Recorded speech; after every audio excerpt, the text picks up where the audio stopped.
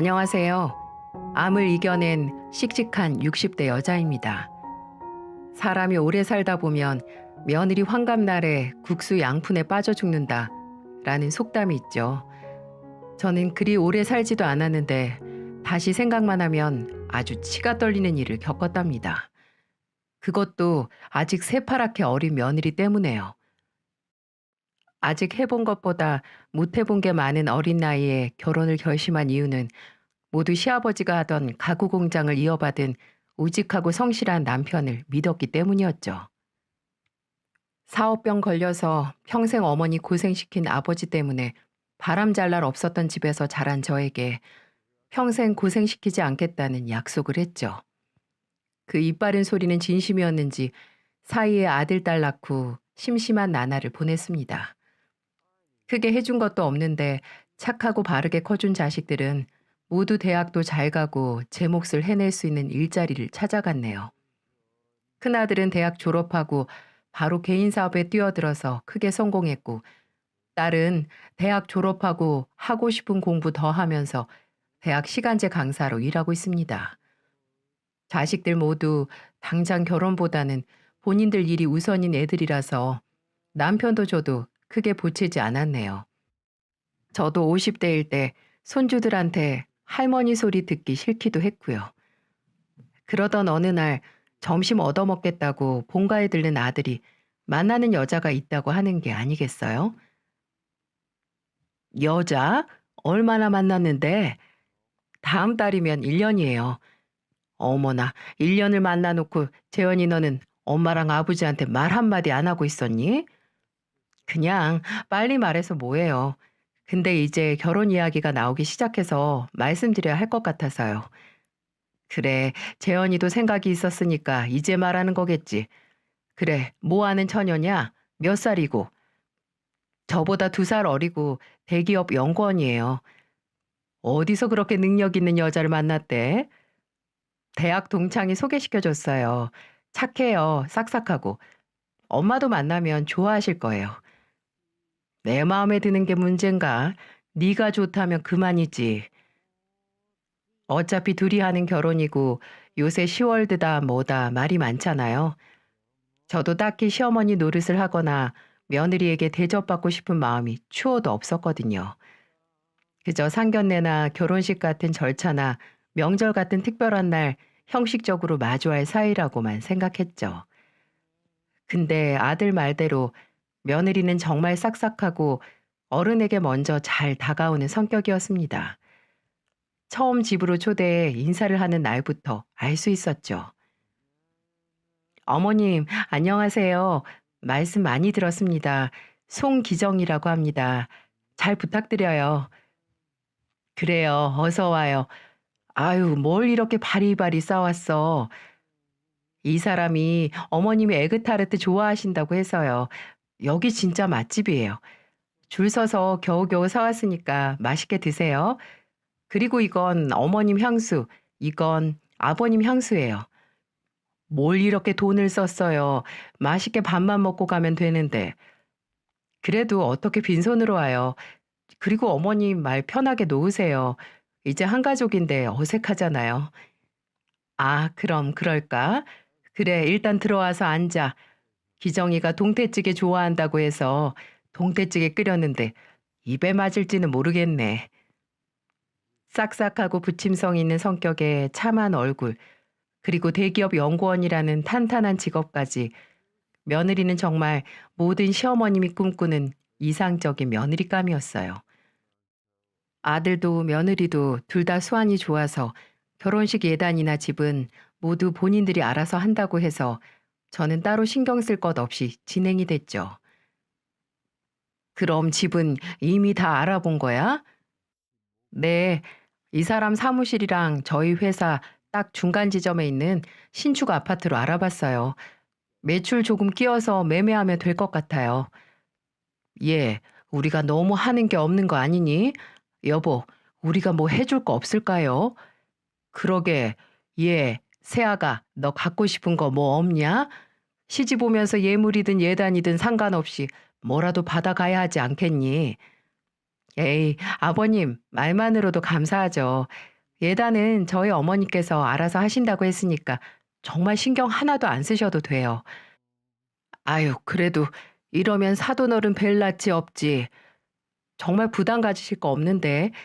그럼 제가 생각해 볼 테니까 정말 필요해지면 그때 말씀드릴게요. 맞아요. 엄마, 부담 가지실 필요 없어요.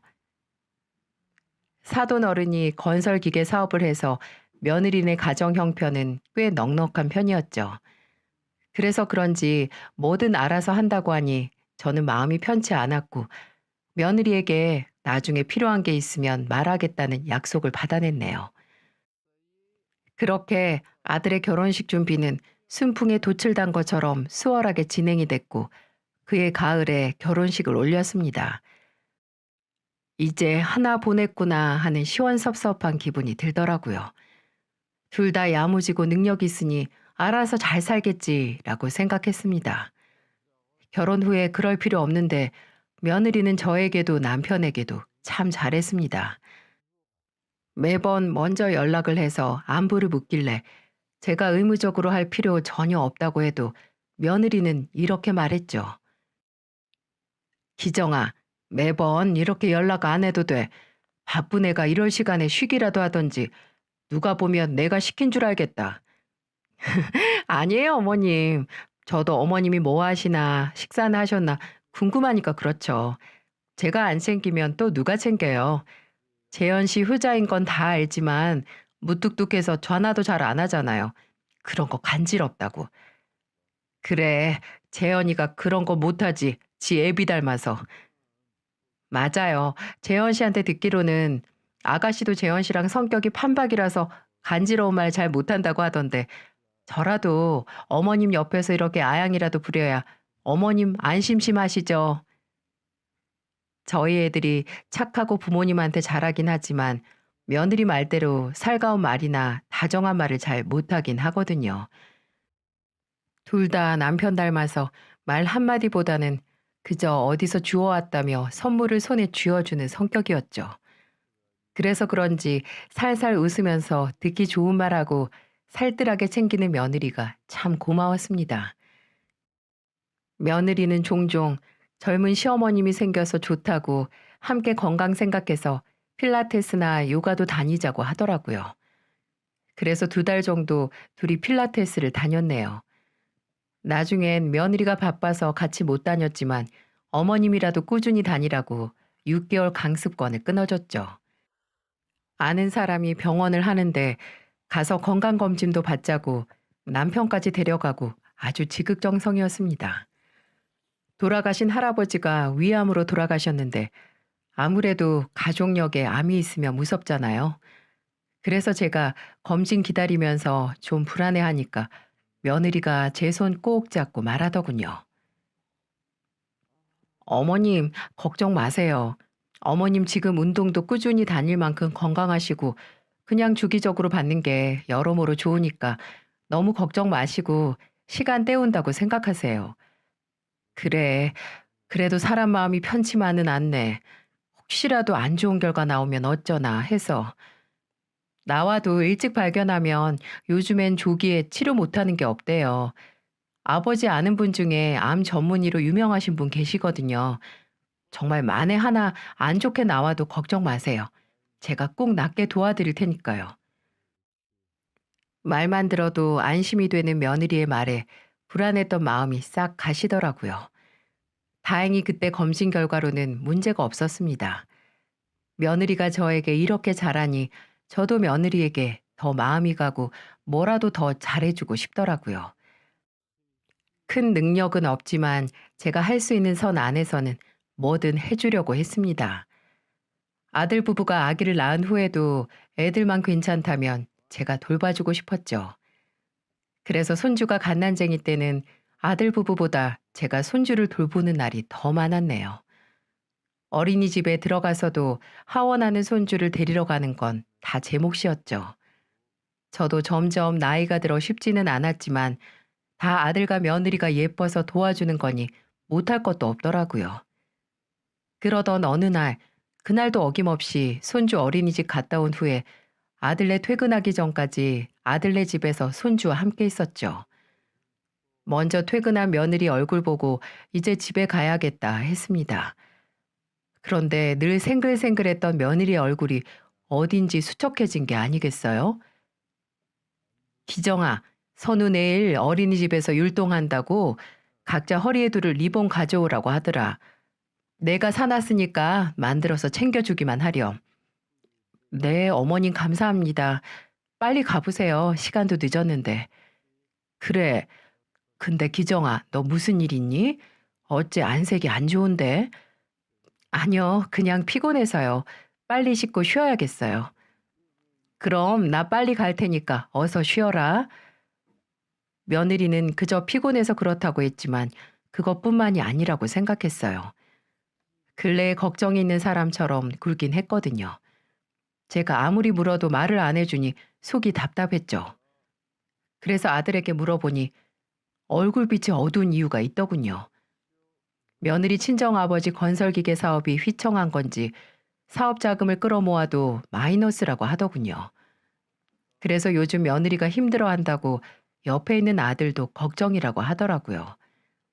아들네 부부가 대출을 받고 싶어도 신혼집 사는데 이미 끌어다 썼기에 큰돈 대출 받기는 어렵다고요. 항상 밝기만 하던 애가 친정 문제로 얼굴이 회색빛이 되어 있으니 어찌나 안쓰러운지 그때 저는 아들네 부부가 결혼 전 나눈 대화가 생각이 났습니다. 결혼할 때 시어머니로서 제가 도와준 게 없으니 며느리가 필요한 게 있을 때 도와준다고요. 저는 이 일을 남편과 상의했고 남편도 동의를 해서 사돈 어른을 돕기로 했습니다. 제 앞으로 은행 대출을 2억 정도 해서 사돈 어른 사업을 돕자고요.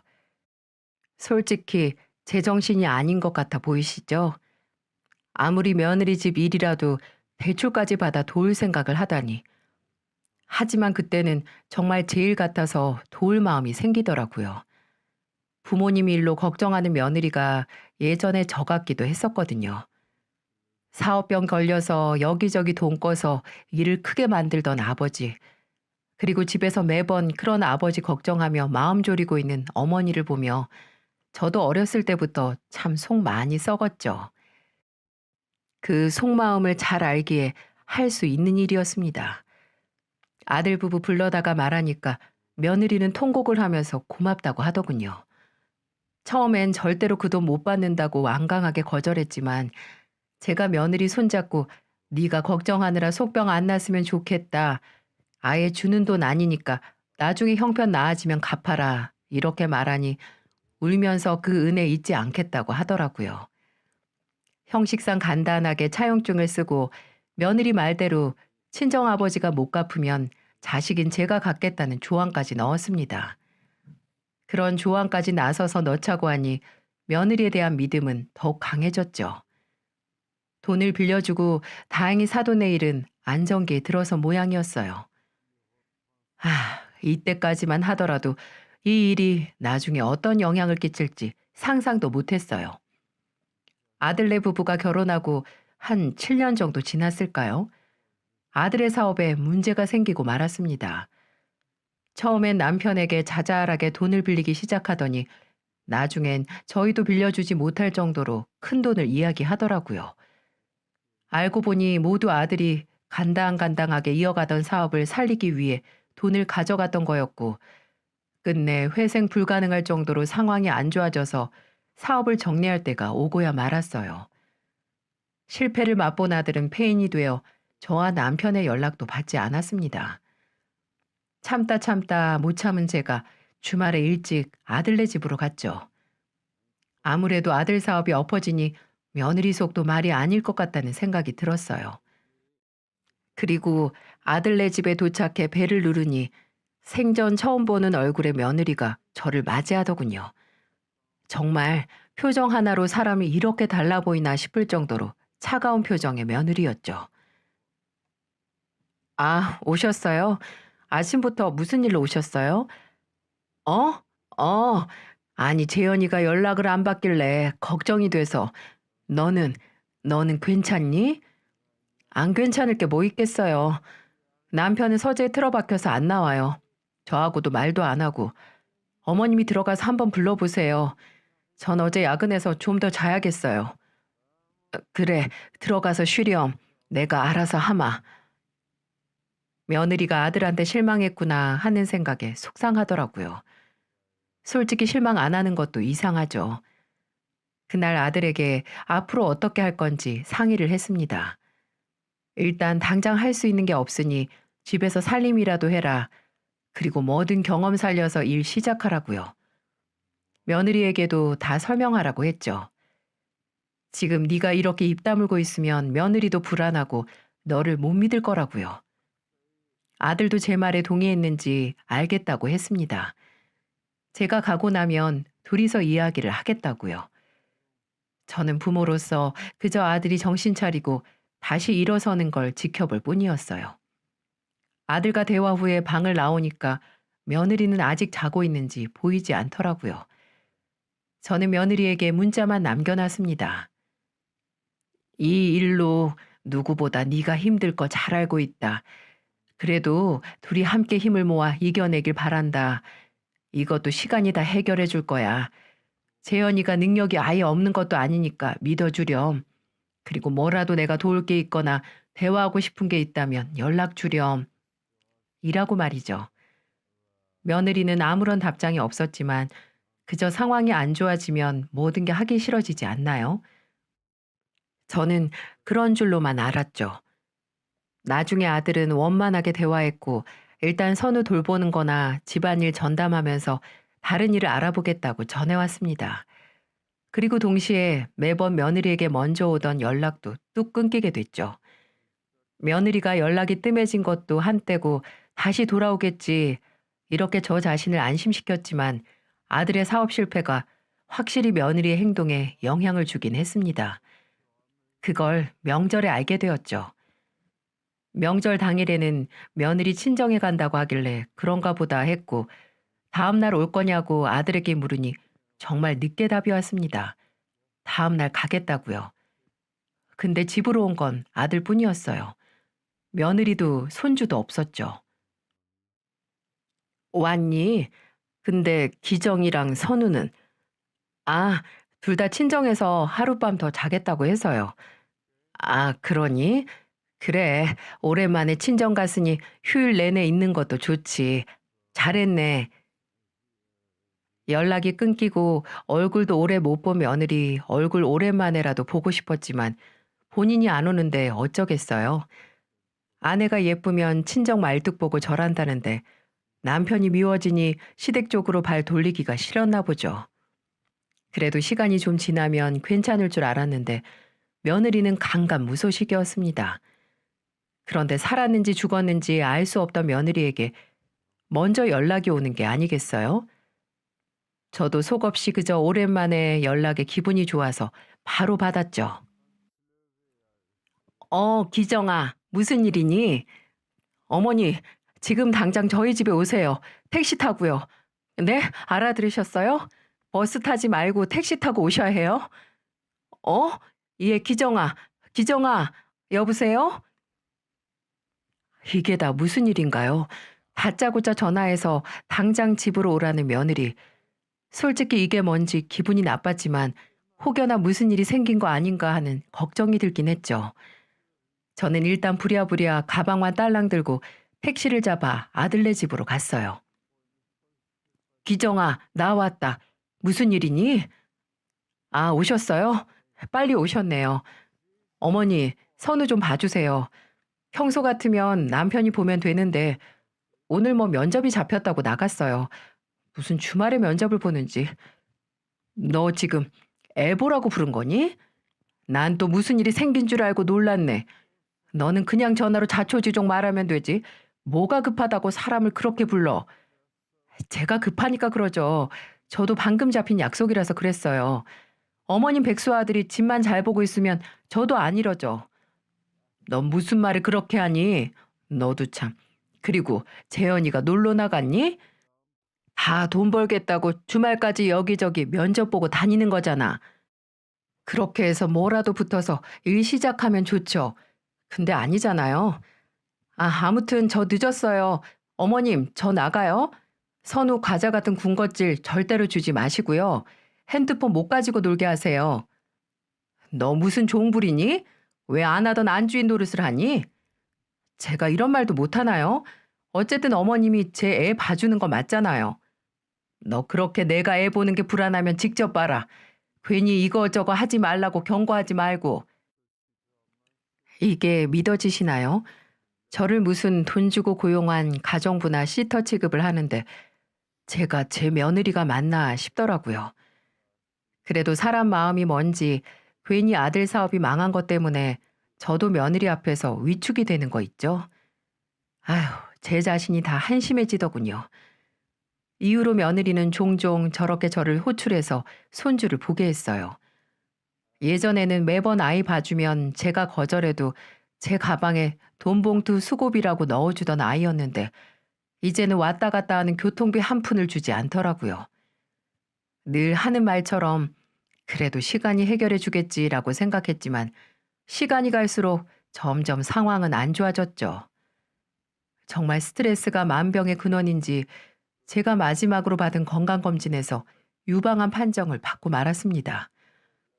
아들은 괜히 본인 일이 잘못돼서 엄마가 병난 것 같다고 아이처럼 엉엉 울더군요. 남편도 평생 건강했던 제가 몸속에 병을 키우고 있었다는 말에 끊었던 술을 다시 마시기 시작했고요. 그래도 병원에선 아직 초기니까 반년 정도 치료받고 추적 검사만 하면 괜찮을 거라고 절 안심시켰지만 가족력이라는 단어가 저를 더욱 불안하게 만들었습니다. 초기라고 해도 다른 곳으로 전이된다면 큰일이니까요. 아들과 함께 병원으로 가서 정기적으로 받는 호르몬 치료를 하고 아들네 집에서 함께 점심을 먹는데 며느리가 들어오더군요. 무슨 일이야? 이 시간에? 아, 나 놓고 간 게 있어서 점심시간 짬내서 왔어. 옷도 갈아입으려고. 아, 어머님 오셨네요. 병원은 잘 갔다 오셨어요? 놓고 간 게 있으면 나한테 말하지. 내가 가져다 주게. 당신은 봐도 몰라. 나 신경 쓰지 말고 밥이나 먹어. 그때 며느리가 예전에 한 말이 생각났어요. 친정 아버지 지인 중에 암 전문의로 유명한 사람이 있다고요. 심각한 건 아니라도 사람 마음이 좀 더 실력 있는 의사에게 제 몸을 맡기고 싶더군요. 그래서 아들에게 말을 꺼냈죠. 기정이 아버지 지인 중에 실력 있는 암 전문의 양반이 있다던데 혹시 그 사람한테 치료받을 수 있을까? 정말요? 저한테는 그런 말 없었는데. 아, 여보, 혹시 장인어른 지인 중에 암 전문의 선생님 있어? 어? 있지. 친구분 중에. 왜? 아니, 엄마가 그분한테 치료받으면 어떨까 해서. 아, 어머님은 아직 초기잖아. 뭐하러 그렇게까지 해? 뭐하러 그렇게까지 하다니. 당신 부모님이라도 그렇게 말했겠어? 그래도 좋은 의사한테 치료받았으면 하는 게 사람 마음인데. 당장 위험한 수준도 아닌데 우리 아버지가 그럼 그 선생님한테 아쉬운 소리해서 어머님 치료 날짜까지 잡아야 하는 거잖아. 아, 됐어. 아버지한테 그런 부탁하고 싶지 않아. 시어머니가 암으로 아프다는데 아쉬운 소리 하기 싫다고 거절하는 며느리라니. 정말 이건 사람이 바뀐 게 아니라 그냥 원래 저런 사람이었는데 제 눈에 뭐가 씌어서 지금까지 잘못 알고 있던 수준 같았어요.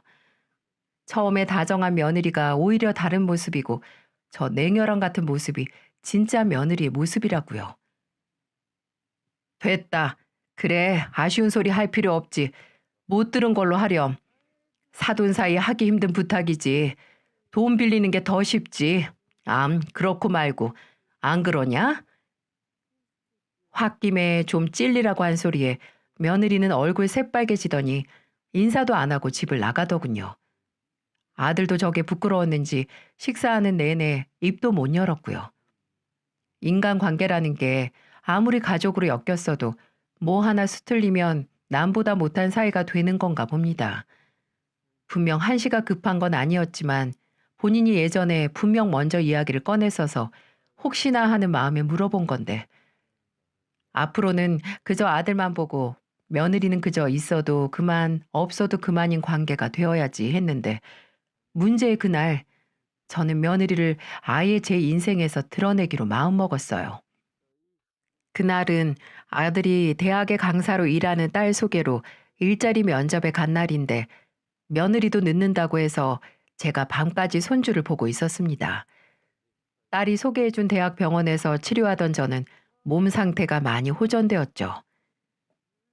할머니, 저 배고파요. 선우, 배고파? 우리 선우 뭐 해줄까? 된장찌개. 할머니가 해준 된장찌개 먹고 싶어요. 넌 어쩜 입맛이 너네 아빠 어렸을 때랑 똑같니? 입맛이 애 늙은이 같은 게 똑 닮았네. 그래, 놀고 있어. 이 할미가 맛있게 끓여줄게. 네, 와, 된장찌개 빨리 먹고 싶어요. 손주가 요청한 대로 찌개 끓여서 둘이 먹게 상을 차리고 있었어요. 근데 현관문이 열리고 누가 들어오더라고요. 이제는 오히려 냉랭한 표정을 더 많이 보여주는 며느리였어요. 누구 왔니? 애미 일찍 왔구나. 네, 좀. 선우 밥 먹었어요? 이제 먹으려고 그런다. 너도 식사 전이면 와서 먹어. 근데 이게 무슨 냄새예요? 아우, 쾌쾌. 냄새? 무슨 냄새가 난다고? 아, 어머님. 또 어머님 집에서 가져온 된장으로 된장국 하셨죠? 이거 냄새 난다고 그 사람한테 버리라고 했는데 왜 또 가져오셨어요? 뭐? 아니, 된장이 된장 냄새 나는 건 당연하지. 그리고 너도 이거 좋아했었잖니. 내가 한 된장찌개 먹으러 종종 왔었으면서 선우가 먹고 싶다고 하기에 끓였지. 그건 어머님 댁에서였고요. 저희 집에서 끓이면 가구에 냄새 다 밴다고요. 이거 잠깐 끓였다고 냄새 안 밴다. 창문도 열고 환기도 시켰으니까 걱정 마. 제가 냄새가 밴다고 하는데 왜 어머님이 잔소리세요? 됐으니까 비키세요. 어머 어머, 너 지금 뭐 하는 거야? 그거 들고 어디 가는데? 며느리는 식탁에 국을 떠놓고 있던 절 밀치고 된장찌개가 담긴 그릇을 들고 싱크대로 가더군요. 그리고 그대로 싱크대에 국을 부어버리는 게 아니겠어요? 정말 충격적이었습니다. 냄새가 난다는 트집으로 제가 끓인 음식을 죄다 버리다뇨. 싱크대에 지저분하게 쏟아지는 된장찌개를 보며 화가 머리끝까지 났죠. 얘, 너 지금 뭐 하는 거야? 왜 소리를 지르고 그러세요? 제 집에서 무슨 음식 먹을지 제가 정해요. 어머님이 뭔데 제가 싫다는 음식을 하시는 건데요. 아휴, 진짜 남편도 꼴 보기 싫은데 이제 시어머니까지. 혼잣말처럼 중얼거리는 끝말에 저는 더 이상 참을 수가 없었어요. 그저 시간이 해결해 준다는 것도 하루 이틀이지. 저는 그대로 들고 있던 국자를 바닥으로 내던지며 소리를 쳤죠. 해도 해도 정말 너무하는구나. 기정이 너, 재현이 사업 망하고 아주 맡겨놓은 것처럼 갑질하는데 내가 너도 힘드니까 오죽했으면 저러겠나 하고 참고 또 참았는데 이젠 정말 안 되겠어. 너 어디서 배워먹은 버르장머리로 이 시애미를 아주 종처럼 부려먹고 이제 하다하다 냄새 난다고 음식을 싱크대에 부어서 버리고 있어? 아우, 소리 좀 그만 지르세요. 그리고 재현 씨 사업 망하니까 제 행동이 바뀌는 건 당연한 거 아닌가요? 제가 남편이 뭐가 예쁘다고 그 집안에까지 알랑방귀를 뀌겠어요? 이제 이 집 가장은 저고 돈 버는 사람도 저뿐이니까 제가 하고 싶은 대로 할 거라고요. 제가 그 정도도 못하나요? 어머님 아들 백수로 놀고 먹는데 제가 시댁에까지 수그려야 하냐고요? 내가 뭐 수그리라고 했니? 기본적인 도리를 말하는 거다. 분명히 내가 며느리 노릇 안 해도 된다고 했을 때 어머님 어머님 하면서 먼저 다가온 것도 너야. 그래, 재현이한테 받아먹을 게 없으니까 이제 이 시애미도 아주 우스워졌나 본데 그럼 남처럼 지내면 될 거 아니니? 왜 매번 전화해서 애 봐라 뭐해라 식모살이를 시키는 거냐고. 아들이 밥벌이를 못하니까 어머님이라도 하셔야죠. 매번 떨어지는 면접 뭐하러 그렇게 나가는지 솔직히 밖에서 술 먹고 돌아다닐지도 모르잖아요. 할 거 없으면 집에서 집안일이나 하고 애나 보지 뭐가 그렇게 바쁘다고 나가는지 저도 돌아버리겠어요. 그러니까 그목 어머님이 해야 하는 거 아니냐고요. 뭐? 너 지금 말 다 했니? 남편이 일 안 한다고 시댁 식구들까지 죄다 죄인 취급하고 종으로 부리겠다 이거니? 왜, 그럼 안 되나요? 제가 요즘 그 사람 때문에 혼자 얼마나 고생을 하는데 어머님, 지금 그렇게 저한테 소리 지를 입장 아니실 텐데요? 무능한 아들 낳았으면 미안한 줄은 아셔야죠. 정말 충격적이었어요. 그저 자기 남편 사업이 망한 거 시어머니라도 부려먹어서 화풀이 하자는 심보 그 이상 그 이하도 아니었죠. 머리 끝까지 화가 난 저는 정말 아들과 손주 얼굴 안 볼 각오를 하고 며느리에게 말했어요. 정말 안 되겠구나. 너 본인이 도움받은 건 하나도 기억을 못하고 그저 손해본 것만 눈에 들어오니?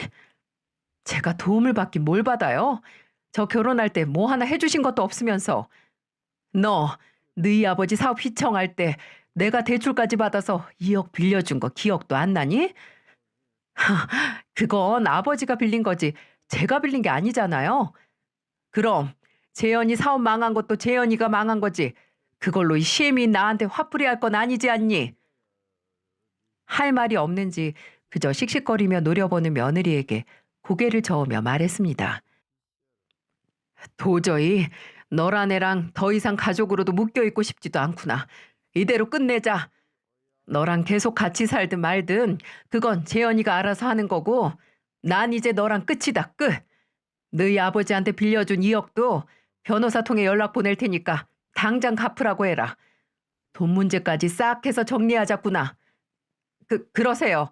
돈으로 협박하면 누가 무서워할 것 같으세요? 어차피 아버지가 갚을 돈 전 무서울 거 하나 없어요. 마음대로 하세요. 끝까지 지 잘못 모르고 빈정거리는 며느리 얼굴 한 번 보고 그대로 그 집을 나왔습니다. 손주는 제 바짓가랑이 잡고 가지 말라고 했지만 단호하게 나와버렸네요. 집으로 돌아와서 남편에게 이 일을 모두 알렸고 화가 머리끝까지 난 남편이 며느리에게 찾아가 한바탕 하려던 거 말리느라고 혼났습니다. 변호사에게 말해 차용증 내용 증명을 보내기 전 아들에게 먼저 말해야 하겠더라고요. 그래서 면접이 끝난 아들에게 본가로 들리라고 연락했죠. 집에 들어온 아들은 분위기에 안 맞게 너무 밝더라고요. 아직 며느리에게 연락을 못 받았구나 싶었죠. 어머니, 아버지, 저 면접 붙었어요. 당장 프로젝트 참여하게 됐어요. 제가 개인 사업이라도 경험이 많아서 그런지 같이 일하자고 하더라고요. 어머, 그래? 잘 됐네, 잘 됐어. 그런데 재현아, 경사날에 이런 말 하기 좀 미안한데 오늘 부른 건 태풍 속에서 한 줄기 희망은 있다고 면접에부터 좋아하는 아들에게 힘들지만 며느리와 있었던 이야기를 다 털어놓았어요. 네가 계속 걔와 사는 거 말리지 않겠지만 앞으로 우리는 며느리와 연을 끊겠다고요. 심각하게 이야기를 듣던 아들이 말을 다 듣더니 한숨 푹 내쉬고 말하더군요. 그리고 그 말은 제 뒷골을 울릴 정도로 화딱지가 나게 만들었습니다. 어머니, 그 사람 사실 처음에 어머니한테 잘한 것도 다 이유가 있어서였어요. 뭐? 그게 다 무슨 소리야? 지금까지 저희 집 생활비다 뭐다 다 제 월급으로 생활한 거거든요. 그 사람 월급은 죄다 그 사람 친정으로 들어갔고요. 뭐? 그 돈이 전부다? 어떻게? 사실 결혼 전부터 장인어른 사업이 좀 기울기 시작한 거라 그 사람 월급으로 장모님이 생활할 거였어요. 그러다가 진짜 망하기 직전에 어머니가 도와주신 거고요. 그래도 제가 그 사람을 사랑했으니까 그것도 다 용인하고 제 월급으로만 생활한 거죠. 그래서 그 사람도 눈치 보이니까 시댁에 잘한 거고요.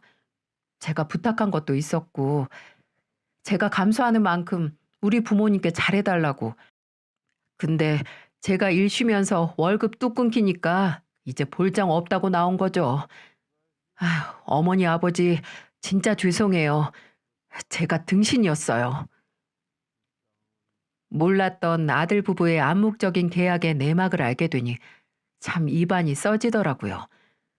그저 받는 게 있어서 잘해줬다는 게 마음을 답답하게 만들더군요. 아들 돈으로 생활하는 게 눈치가 보여서 저에게 잘한 거라는 며느리. 아들은 이제 본인도 못 참겠다며 이혼을 하겠다고 하더군요. 그러니 본인 걱정하지 말고 내용 증명이든 변호사든 다 동원해서 돈을 받자고요. 괜히 저와 며느리 일로 아들이 이혼하는 게 아닌가 하는 생각에 불편했지만 아들이 저렇게 단호하게 나오니까 마음이 한결 가벼워졌습니다. 그리고 아들은 그날 가서 바로 단판을 짓겠다고 하고 집을 나갔습니다. 그리고는 며칠 후 장을 보고 남편과 집으로 향하던 길 현관문 앞에 떡하니 버티고 있는 며느리를 마주쳤어요. 마지막으로 본 얼굴은 세상 표독스럽고 독했는데 눈에 그렁그렁 눈물 매달고 있는 게 참 또 무슨 꿍꿍인지 궁금해지기까지 하더군요. 뭐냐? 네가 지금 여기까지 왜 온 거야? 아버님, 어머님. 우리 이제 네 아버님, 어머님 아니다. 헛소리 할 거면 그냥 가. 저 어머님, 제발 제 얘기 좀 들어주세요. 제발 저 한 번만 살려주세요. 뭐니? 무서울 거 하나 없던 애가 왜 갑자기 이렇게 약한 소리를 해? 저희 아버지가 지금 돈을 갚을 수 있는 능력이 안 돼서 파산 신청을 하셨대요. 사업 접어야 한다고. 그래서 그럼 차용증 내용대로 네가 갚으면 되지 않니? 대기업 연구원 월급으로 착실히 갚으렴. 어머니, 제발 저 한 번만 봐주세요. 네? 재현 씨가 통 제 말을 안 들어줘요. 제발 재현 씨 마음 좀 돌려주세요. 저 지금 친정에 들어가는 돈에 이제 어머님한테 그 큰 돈 다달이 갚으면 정말 땡전 한 푼 안 남아요. 어머님, 제발 저 한 번만 살려주세요. 이제 와서 친정아버지 사업이 망해 그 돈 본인이 갚아야 한다고 한 번만 봐달라뇨. 참 어이가 없더군요. 그때는 믿을 구석이 있어 세게 나온 거겠죠.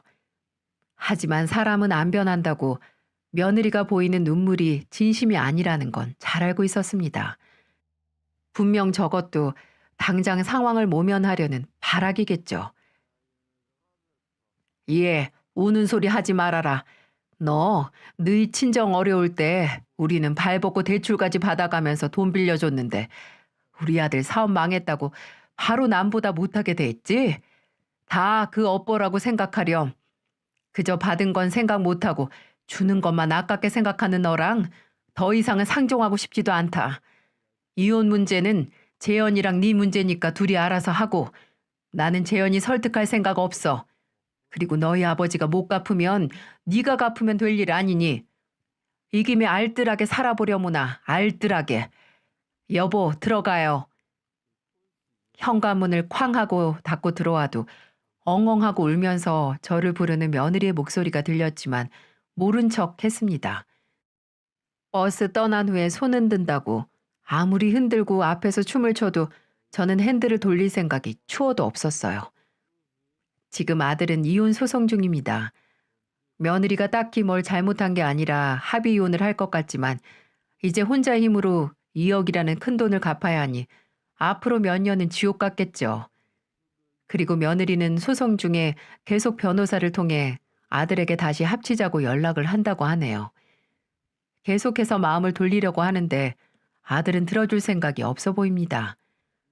오히려 새로 시작한 일에 매진하고 싶다고 며느리 생각은 전혀 나지도 않는다고 하네요. 다행히도 아들은 능력을 인정받아서 승승장구하고 있어서 부모로서 한시름 났죠. 그래도 아들이 이웃남 딱지를 달게 돼서 마음이 참 안 좋았는데 무능한 이웃남보다는 능력 있는 이웃남이 더 좋지 않겠어요? 아들은 오히려 제가 본인 눈에 콩깍지를 떼어준 것 같다고 고맙다고 하네요. 그 이후로 며느리에게 연락이 안 온 건 아닙니다. 집 앞에서도 기다리고 있었고 매번 새로운 번호로 전화까지 거는 성의를 보이더군요. 제가 마음이 좀 불편했던 건 아버지가 며느리 이혼 이야기를 듣고 쓰러졌다는 소식을 들었을 때였죠. 근데 뭐 제가 마음이 불편해도 해결할 수 없는 일 아니겠어요? 그저 다 딸이 잘못한 업보 가족이 나눠서 받는다고 생각하고 빚을 청산해야죠. 저는 열심히 병원에 다녀 이제 마지막 항암 치료를 앞두고 있습니다. 아들의 이혼으로 마음고생을 좀 받긴 했지만 다행히 제 몸에는 영향을 끼치지 않았죠. 이혼하고 재산 분할하느라 신혼집 정리한 아들은 본가로 들어와 생활하고 있는 중이랍니다. 그래서 아들과 원 없이 함께 생활하고 있네요. 아들은 앞으로도 결혼 생각은 없다고 하는데 또 모르죠. 제 짝이 언제 어디서 나타날지 모르는 일이니까요. 그리고 만일 아들이 새 며느리를 데려온다고 해도 이제 며느리와 가깝게 지내는 건 제가 마다하려고 합니다. 그저 선을 지키는 아름다운 관계를 유지하려고요. 괜히 기대하고 있는 거 없는 거 다 퍼주었다가 실망하면 또 저만 상처받는 일이니까요. 정말 제 몸에 있던 암세포와 그 암세포만큼 악질이고 끈질긴 며느리를 둘 다 떼어버려서 후련합니다. 나이 들어서 말년에 해야 할 액땜했다고 생각해도 되겠죠. 긴 이야기를 들어주셔서 정말 감사합니다. 여러분 모두 건강하시고 행복한 삶을 사시길 바랍니다.